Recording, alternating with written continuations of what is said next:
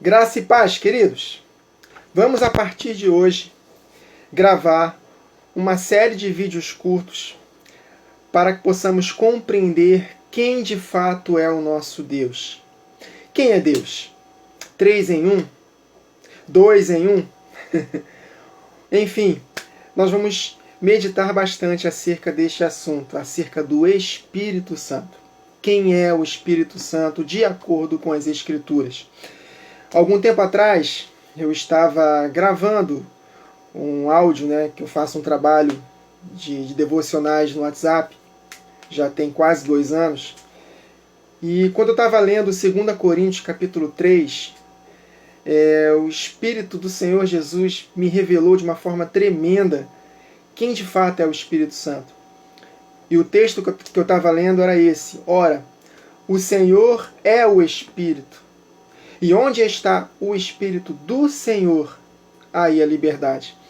E foi como um farol dentro de mim. E dali em diante, eu comecei até mesmo perguntar para o Senhor: então, Senhor, se não tem uma terceira pessoa da Santíssima Trindade, então me responda essas perguntas. E ao longo desse tempo, a própria palavra foi me revelando e eu quero compartilhar com os irmãos. Por que Jesus falou batizar em nome do Pai, do Filho e do Espírito Santo? Por que o outro Consolador que Jesus falou? Por que quem blasfemar contra o Espírito Santo não tem perdão? Será que é blasfêmia contra o próprio Espírito no sentido de uma terceira pessoa? Então, essas perguntas básicas, ao longo do tempo, Deus foi me respondendo pela própria palavra escrita. Por que o apóstolo Paulo saúda, no final de 2 Coríntios, a graça do Senhor Jesus, o amor de Deus nosso Pai e a comunhão do Espírito Santo? Textos que parecem que são 3 pessoas. Então, ao longo dessa jornada, nós vamos tirar todas essas dúvidas. E eu peço para os irmãos, desde já, não julgarem antes do tempo, não me chamarem de herege antes do tempo. Não se assustem. Eu não estou sozinho nessa. Eu tenho descoberto, depois disso, muitos irmãos nossos, tementes a Deus, que estão começando a entender desta forma.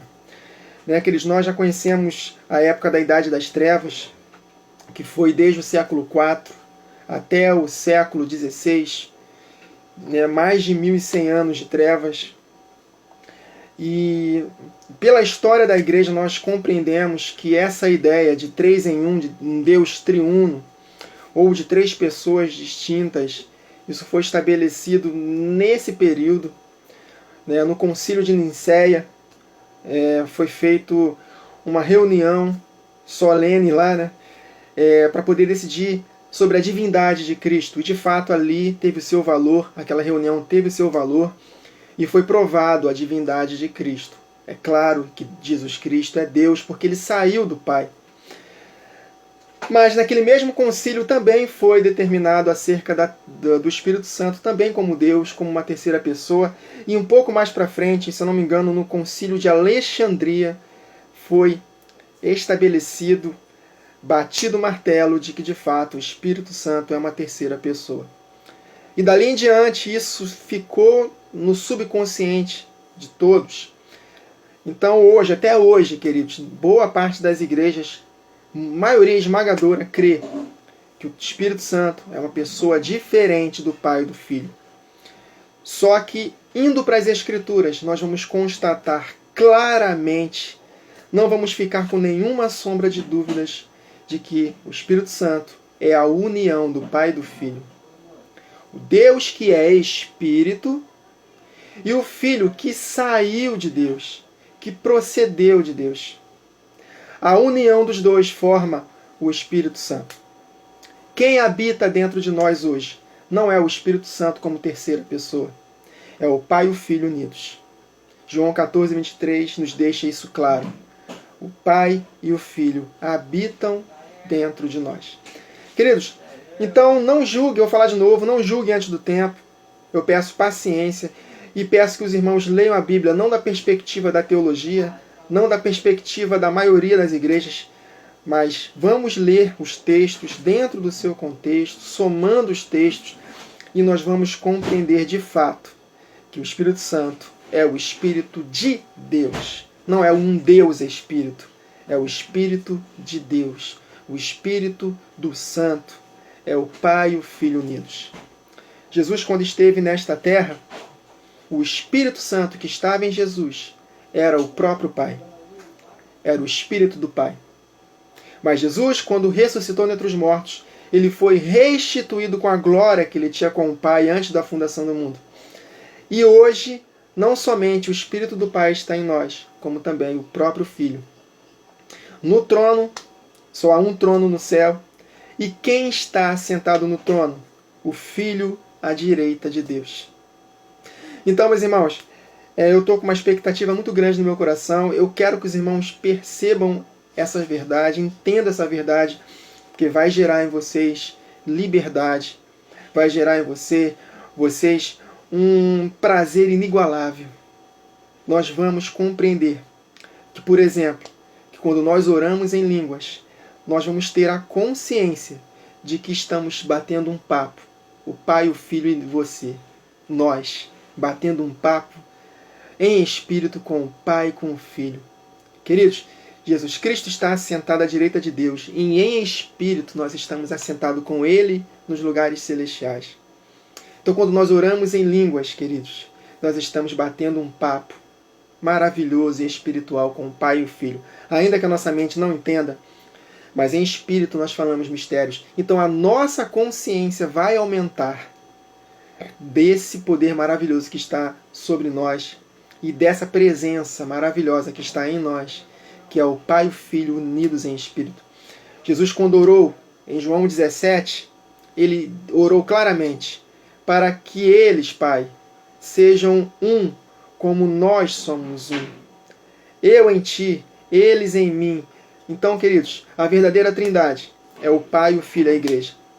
1 Coríntios 6,17 está escrito que quem se une ao Senhor se torna um espírito com Ele. Então não há outro intercessor junto ao Pai a não ser Jesus. Ele é o único mediador, intercessor entre Deus e os homens. Então, quem intercede por nós com gemidos inexprimíveis é exatamente Jesus Cristo, o Espírito dele que está em nós. Quem nos revela as profundezas de Deus?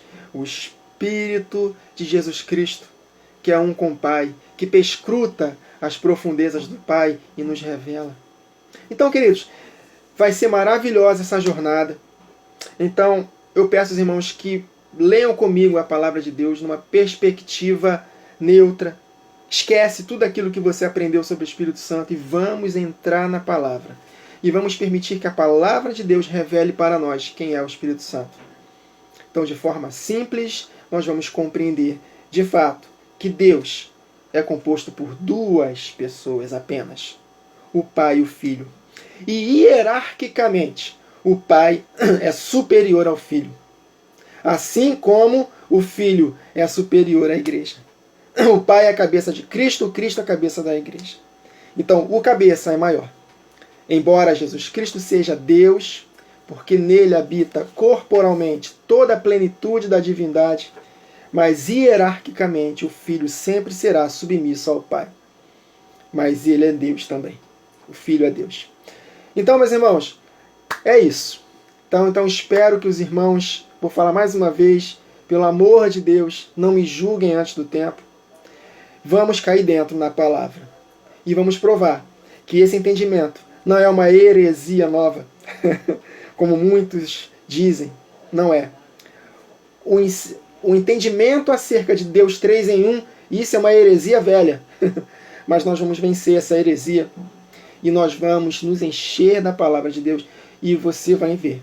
Se você for convencido pelo próprio Espírito Santo, olha aí, você vai entender essas verdades e a sua consciência acerca da presença e do poder de Deus vai aumentar. E você viverá numa liberdade e numa alegria maravilhosa. Amém, queridos? Então, até a próxima gravação.